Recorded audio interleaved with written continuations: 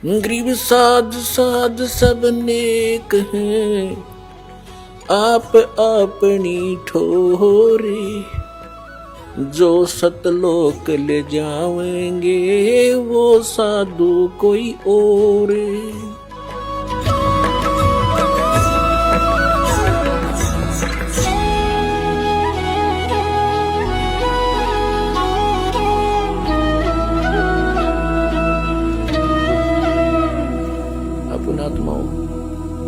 उस परम पिता ने इतने दुख क्यों उठाए?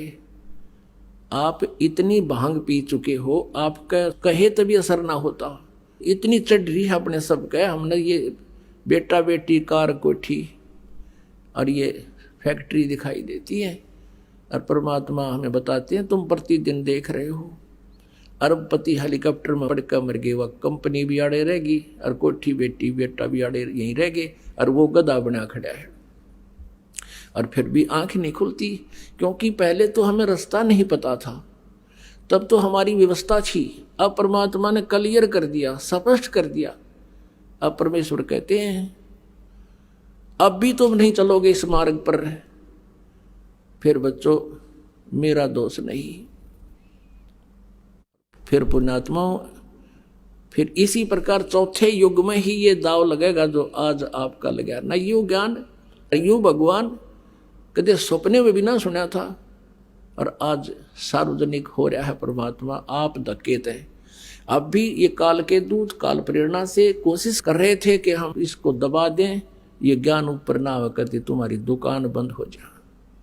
लेकिन अब परमात्मा का आदेश है, अब इसको कोई रोकने की चेष्टा करेगा, इसमें कोई बाधा करेगा, इस मार्ग में कोई रोड़ा बनकर खड़ा होगा, वो तो ऐसा होगा जैसे अंधा गधा रेल की पटड़ी पर खड़ा हो। एक अंधा गधा रेल की पटड़ी पर खड़ा हो गया, उधर से ट्रेन का आना हो गया, और वह दूर से गुड़गुड़ गुड़गुड़ की आवाज उसने आहट सुनी। उसने सोचा तुझे कोई डिस्टर्ब करना चाहता है। अंधे की अंतःकरण का बहुत अच्छा अनुभव होता है। उसने देख लिया कि इधर से गड़बड़ी दिखे है, उसने उधर दोनों पैर कर लिए पछले, और नो सोच ली कान देश ने निकट दोनों लात मारूंगा इसके, कहाँ आ गई मुझे डिस्टर्ब करने के लिए। अब जो ही वो ट्रेन निकट आई, उस अंधे गधे ने दोनों दलत्ती मारी और वो उठा के पटक दिया, 3 टुकड़े कर दिए। तो जो अंधा गधा था कौन? हिरण्यकशिपु था। अंधा गधा कौन था? कंस था। अंधा गधा कौन था? रावण था। और भी अब जो इस मार्ग में बाधा कर रहे हैं वो भी अंधे ही गधे हैं।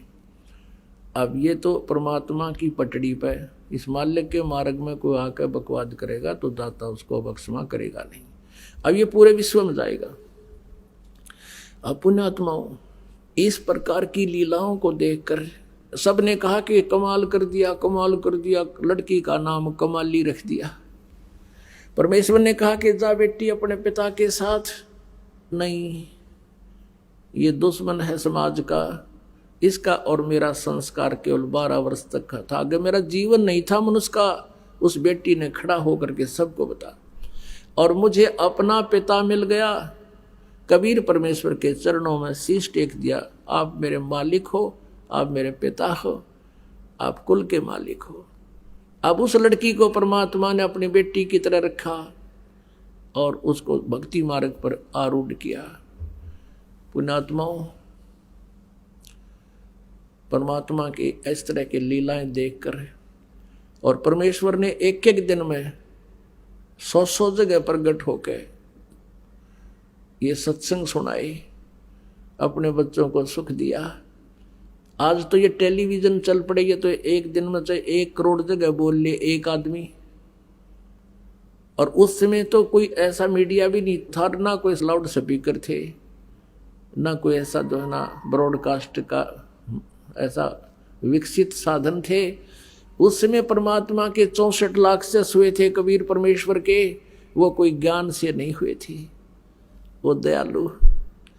कहते हैं उत्तम पुरुष तु अन्य परमात्मा इति उदारत, यह लोग धर्म आविश्य विवर्ती अवैश्वर है। गीता जी अध्याय नंबर 15 के श्लोक नंबर 17 में, और यजुर्वेद अध्याय नंबर 5 के श्लोक नंबर 1 में 2 बार प्रमाण दिया है, अग्ने तनुरसी विष्णुवेत्वा सोमस्य तनुरसी। अग्नि माने परमेश्वर, तनु माने सह शरीर, असी माने है परमात्मा, सह शरीर है, परमात्मा का शरीर है, वो साकार है।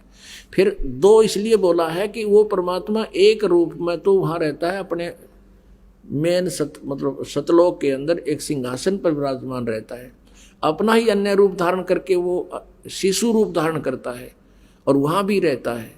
और तीसरा ये ऐसे आता है परमात्मा, कहीं भी प्रकट हो जाता है, हो जाते हैं और अपना कुछ राहत दे करके और फिर अपने सतलोक चले जाते हैं।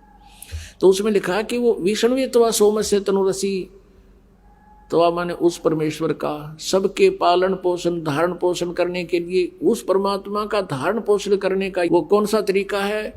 आप जी को सत भक्ति मंत्र दे के और अपना आशीर्वाद से अपनी से आपको सुखी करके, आपके पापों का नाश करके अपनी तरफ से फर्स्टली आप परमात्मा कुछ पुण्य अपने तरफ से आपको फीड कर देता है। और फिर आपसे कहा जाता है कि तू अपने पैरों पे खड़ा हो, ये भक्ति कर, इस तरह की क्रियाएं कर, तू सुखी होगा। तो 64 लाख शेष हो गए थे भगवान के, और उनके इतने सुख हो गए थे, सारे दुखी थे। किसी का कोई कष्ट था, किसी का कोई कष्ट था, कोई किसी हाहाकार माच रहे थे, किसी का भूत कूदे थे, किसी का कुछ हो रहा था। अब वो सबको एक बार रिचार्ज कर गए परमात्मा। लेकिन हम ज्ञान आधार नहीं था हमारा, हमने केवल भौतिक सुखों को ही आधार मान के परमात्मा को मान रखा था कि ये हमारा गुरुजी बहुत अच्छे हैं और बहुत राहत देते हैं। हमने भगवान को भगवान स्वीकार नहीं कर पाए, क्योंकि हम सदग्रंथों से अपरिचित नहीं थे और हमारे पूर्वज जो उसमें हम इलिटरेट थे, अशिक्षित थे, अक्षर ज्ञान नहीं था। और अक्षर ज्ञान केवल एक ब्राह्मण वर्ग को होता था, संस्कृत पढ़ने का अधिकार। और इन्होंने वेदों और पुराणों को समझा नहीं। और परमात्मा यही ज्ञान जो दास आपको बता रहे थे 600 वर्ष पहले, यही ज्ञान बताया करते थे। इन अज्ञानी ऋषि महर्षि और नकली गुरुओं ने इस ज्ञान को, परमात्मा के यथार्थ ज्ञान को रिजेक्ट कर दिया था, ये कह करके कबीर अशिक्षित है, ये वेदों पुराणों और गीता के बारे में क्या जाने, ये झूठा है। और जिस कारण से हम परमात्मा को नहीं पहचान सके। और पुण्यात्माओं, एक और काल का जाल है, परमात्मा तो सुख देगा ही देगा आपको, वो तो सुख सागर है। लेकिन जब आपको राहत मिल जाती है, सुख हो जाता है, तो आप भगवान से दूर अवश्य हो जाते हो। ये एक बट नेचुरल है। दुखी इंसान भगवान को चाहता है और थोड़ा सा सुख होते ही फिर अंडी पाक जाता है। एक बार क्या हुआ, कबीर जी कहीं सत्संग कर रहे थे और एक वैश्या थी गणका, और उसने रात के समय ये परमात्मा की चर्चा सुनी, उसके कान खड़े हो गए। वह नहा धो के और उस अपने मकान के झांकी के सारा बैठ गई और बाहर से गेट लगा कर कुंडी ला दी अंदर से। शांति से उसने सुना भगवान की चर्चा। उसकी आत्मा ने धिक्कार दिया उसको कि मैं क्या कर रही हूँ, ओए होए मुझे करना के चाहिए था। मालिक ने 2 घंटे प्रवचन किए वहां पर ऊंची आवाज में, रात का समय, शांत मौसम, दूर तक आवाज जाती है। लड़की ने उसी समय जाकर परमात्मा के चरणों में मत्था टेक दिया और कहा, प्रभु क्या मेरे जैसी नीच का भी उद्धार हो सकता है? परमात्मा ने पूछा, आप कौन हो? खड़ी होकर बताया बेटी ने कि मैं एक वैसा हूँ। ये भगवान, मैंने आपका ज्ञान सुना, मेरा तो कालजा पाट गया, मैंने अनजानपने में पाप करे, मालिक मुझे माफ कर दो। परमात्मा बोले, बेटा साबुन का स्वभाव है मैल काटने का, आप नाम लो, आगे बुराई त्याग दे, पार होगी या कौन सी बात है। अब नाम ले लिया। अब उसका तो भूख जागेगी भगवान की भक्ति की। जहां भी सत्संग किसी के घर या आंगन कहीं आसपास बगड़ में हो, परमात्मा बेटी तुरंत पहुंच जाती। और वो जो पहले परमात्मा के शिष्य थे वो सुखी हो गए थे, उनका दुख रहा को नहीं, उनकी कुछ दिनों के बाद वो अपने सोच से सोचने लग जाते हैं, परमात्मा का आदेश भी भूल जाते हैं। वो उस लड़की को धमकाने लगे, कहने लगे तू यहाँ मत आया कर, तूने महाराज जी की बेइज्जती करा दी, लोग यहाँ क्या कहेंगे, एक वैश्या आती है सत्संग में, गुरु जी बदनाम हो जाएंगे। 2-4 भक्तान हुआ धमका दी। अब वो लड़की परमात्मा के पास बैठकर बहुत रोई। मालिक ने पूछा बेटी बात क्या है? उसने बताई जी अब मैं क्या करूं, अब मेरे ऐसे ऐसे कुछ भक्त मुझे ऐसे कह रहे हैं तू यहाँ मत आया कर, मालिक मैं रह नहीं सकती, मैं चाहती हूँ कि अधिक से अधिक आपका ज्ञान सुनो, मेरे पाप कटे। तो परमात्मा ने सत्संग के माध्यम से कहा था भाई कुष्टी हो वै संत बंदगी कीजियो, हो वैसा कै विश्वास चरण चित दीजिए। यदि कोई कितना दुखी रोगी कोई भी भक्त है, भगवान की भक्ति करता, उससे नफरत ना करना, और चाहे उसको भी प्रणाम करना, प्यार से रखना। और चाहे कोई वैश्य है और उसको भी यदि परमात्मा की तड़फ है, सच्ची लगन है, उसके हृदय में चाह है, तो उसको भी एक बहन बेटी और आदरणीय मानना। और जब सत्संग में नहीं आवेगा कोई दुखी, यानी चोर डाकू लुटेरा अब दुष्कर्मी, तो फिर उसको पता कि चलेगा तो बुंडे कर रहा का अच्छे कर रहा हो, तो उसे कर ही रहा था। तो सत्संग में आने से ही पता चलेगा। जैसे मैले कपड़े का साबुन और पानी लगाना ही बंद कर देंगे, दूना मैला होगा होता है। और उनको बुला कर भी कहा बेटा ऐसे नहीं कहना चाहिए तुमने, तुम कितने अच्छे थे, अपने अंदर झांक कर देखो। एक समय एक औरत को पीट रहे थे गांव वाले, एक साधु संत पहुंच गए, कारण पूछा क्यों पीट रहे हो, क्यों इसको मार रहे हो? अब सभी ने बताया जी ये बहुत दुष्टा है, ये कुलटा है, ये दुराचारणी है, ऐसे है, ये व्यभिचारणी है। उस संत ने कहा कि भाई ऐसा करो, इसको सजा देंगे पर दूसरे तरीके से, कि भाई एक एक पत्थर उठा लो सारे, और इसका पत्थर मैं कहूं वो पत्थर मारना, सभी मारना, पर एक ध्यान से सुनना कि पत्थर वही मारे जिसके मन में कभी किसी बहन बेटी को देखकर दोष ना आया हो, और जिसने कभी ऐसा पाप ना कराया हो।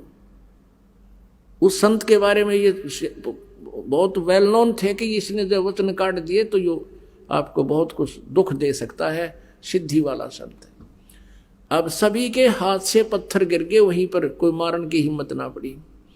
अब हमारे अंदर ये एक त्रुटि है, हम दूसरों का दोष देखकर उसको बहुत भला बुरा कह देते हैं और अपने को छुपा कर रखते हैं, और फिर हम समाज में इज्जत बनाए बैठे होते हैं।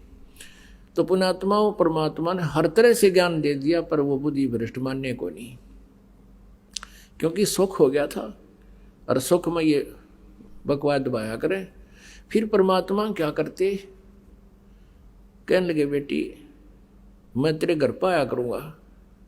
अब परमात्मा उस लड़की के पास जाने लगे, आंगन में बैठ जाते, गली के कवाड़ खुले छोड़ के, और उस बेटी को ज्ञान सुनाया करते थे। अब और ज्यादा सुरसुर होगी पूरे संगत में। वह गुरु जी तब बुढ़ापे में बिगड़ गए, इन तकती नाश कर दिया, अपनी अपनी अकल प्रयोग करने लगे, और जो गुरु जी के बारे में ऐसा कह दिया वो तो फिर गुरु जी का गुरु हो गया। अब परमात्मा ने सोचा भाई लाइन की फड़क काट दूं, और ये भी पिछोड़ देख लूं कितने से ये भगत से ये सुख मेरे से प्राप्त करने से इनका लाभ हुआ, इसलिए मैंने मेरे पीछे पीछे फिर रहे हैं। क्या इन्होंने मुझे समझा भी है कि नहीं? कितनों ने समझा है? परमात्मा ने कहा कि उस लड़की से बेटी तू एक काम कर, कल हमारे साथ चलना है, ऐसे ऐसे करना है, सारे आभूषण पहन ले जैसे तू पहले करती थी, सब अपना ये लिपस्टिक विपस्टिक ला के पूरी तैयार होकर जाना, जो पिताजी आपकी आज्ञा। उधर सिर अपने शिष्य रविदास जी से कबीर जी ने कहा कि एक हाथी किराए पर ले ले, एक दिन का, और ले लिया किराए पर हाथी। गंगा जल भर लिया परमात्मा कबीर जी ने बोतल में, पारदर्शक बोतल में। हाथी आकड़िया, हाथी का पीलवान तो बन गए रविदास जी, और बीच में बैठा ली वह लड़की, वो वैसा सुप्रसिद्ध, सारे काशी जानता था उसको, और कबीर जी बैठ के पिछली साइड में। और उस लड़की के कंधे पर हाथ धर लिया परमात्मा ने न्यू, और एक हाथ में वो गंगा जल शराब की तरह पीवा है और न्यू कर बैठे बैठे उसने कह दिया परमात्मा ने रविदास जी को कि साथी ने उस मेन बाजार में काट दे, और मेन बाजार में निकाल दिया। अब जो भी देखेगा यो केसरियाम ड्रामा हो रहा है, जो कहो तो कबीर है भाई, कबीर वो दानक जुलाहा, और उन कबीर जी परमात्मा के शिष्य बहुत थे वहां पर, उनको लाओ बुला बुला के आ जाओ, हम तो पहले कहा करते वहां ऐसे जाते हैं वैसे जाती हैं, आज देख लो शराब के नशे में इसने ये बिना पता तू कहाँ क्या वैश्यावर्ती कर रहा है, ये तुम्हारा गुरु। अब वो बुद्धि भ्रष्ट शिष्य जौन सा भी देखे नो के मैं तो कदे कदे जाया करता, कोई नो मन तो कोई दिन तो नाम छोड़ रखा था, एक आधा नो का मैं तो फलाना ले गया था, एक दिन गया था, मेरा को ना गुरु घर। अब कहने का भाव ये है परमात्मा कि इस लीला को देखकर वो 64 लाख विमुख हो गए, कुछ तो लोग लाज के मारे संपर्क तोड़ गए परमात्मा थे। एक अर्जुन सरजुन नाम के 2 भगत थे, वो कहीं बाहर गए हुए थे, वो वापस आए तो सारे भक्तों ने कहा भाई गुरु जी का तो दिमाग चल गया, गुरु जी ने तो जुल्म कर दिया, सरेआम वैश्या वर्ती कर रहे थे, दारू पीने लाग गए थे और एक वैश्या को लेकर हाथी पर घूम रहे थे। उनका ना जच्ची या बात, अब भाई तुम गुरु जी के बारे में तुम ये शब्द कह रहे हो, तुम्हारी जुबान कट जाएगी, और ऐसे महापुरुष के बारे में तुम क्या बोल रहे हो, तुम्हारी कहाँ बुद्धि चली गई, कौन से पाताल में तुम कहाँ घूम रहे हो, क्या बकवाद करे हो, शराब तुमने पी रखी है क्या। उन्होंने बहुत कहा, लेकिन वह उनके शिष्य दूसरे थे, उन्होंने बोले तो आप न बेरा पट जाएगा, शाम न चले जाना वहां पर, उस वैश्या के घर मिलेंगे आपको। अब उस बेटी की भावना देखकर परमात्मा वहीं पहुंच गया। उन दोनों को भी पिछोड़ना था मालिक ने, उनकी भी पिछोड़ करनी थी, जांच करनी थी ये कितने हैं। तो जाकर देखा अर्जुन सरजुन ने गली में से निकले, सामने का गेट खुला गली वाला, सामने परमात्मा बैठे चारपाई पर, वो लड़की बैठी नीचे जमीन पर और सतगुरु के पैर दबा रही। अर्जुन सरजुन एक बात आगे निकल गए, आगे निकल गए, फिर देखा गुरुजी बैठे, भाई तो बात बिगड़ गई। दोनों ने सोचा चल गुरुजी को कुछ प्रार्थना करते हैं, आकर के अंदर कहने लगे गुरुजी आपने यहां नहीं बैठना चाहिए था, यूं तो एक बदनाम औरत का द्वार है। परमात्मा कहने लगे अर्जुन सरजुन तुम मेरे शिष्य नहीं रहे बेटा, आज तुम मेरे गुरु होगे जब गुरु जी को राय दे रहे हो, और जा भाग जाओ दुष्टो, तुम्हारी बुद्धि भ्रष्ट होगी। परमात्मा ने कहा कि ऊंच नीच में हम रहें, ये तो मेरे लिए तो हाड चाम की दे, अर्जुन सरजुन समझियो तुम करियो शब्द सने। और कहा कि तुम जाओ भाग जाओ यहां से। अब उनकी तो वो कुछ अच्छी संस्कारी हंस थे, वही बैठ गए पेट पकड़ के, अब हमने गलती कर दी भगवान, हे परमात्मा हमारी तो बुद्धि चल गई। अरे निकम्म्यो, जब मेरे से इतना लाभ तुमको मिल रहा था, जब तुम भगवान था, अब मैं दुष्ट हो गया, इतनी अकल भी काम नहीं कर रही, तुम्हारे मुर्दे तक जीत दे करे, तुम्हारे हर तरह से लाभ मिला। तो अर्जुन सरजुन बैठ के न बोले भगवान हम पापियों का उद्धार भी हो सकता है। परमात्मा बोले अब इस शरीर से नहीं हो सकता, क्योंकि तुम कितनी बात बना लो, अब तुम्हारे अंदर वो लगाव मेरे प्रति बन नहीं सकता, क्योंकि आपके हृदय में ये जमा हो चुकी है। गुरु जी हम गलत बैठे, और किसी का जच्चा भी कोई ना इस अतिथि में, तो जच वही हंस है जो अपने गुरु के प्रति एक इतनी भी आस्था बिगड़े नहीं मन में, चाहे कोई सारा समाज कह ले। आज इस दास के साथ वही लीला हुई, क्रोथा कांड। परमात्मा की लीला है, इतनी बदनामी कर दी, और बात जीरो भी कोई ना, गुंडा गर्दी करते थे, आश्रम में न्यू करते थे, और अब न्यू होता था, जुल्म होता था, समाचार पत्रों में प्रकाशित करवा दिया। यह लीला परमात्मा की थी आप जी को परखने के लिए।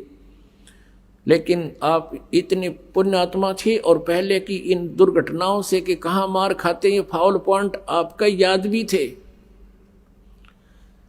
इस कारण से आज आप सफल हुए और उसका ये परिणाम देख रहे हैं। पहले से कई गुना परमात्मा की प्यारी आत्माएं उमड़ कर आई हैं। आपके हृदय में ये समाया भी नहीं कि ये बकवास क्या कर रहे हैं, क्योंकि आप आंखों देख रहे थे और इसका ये परिणाम हुआ।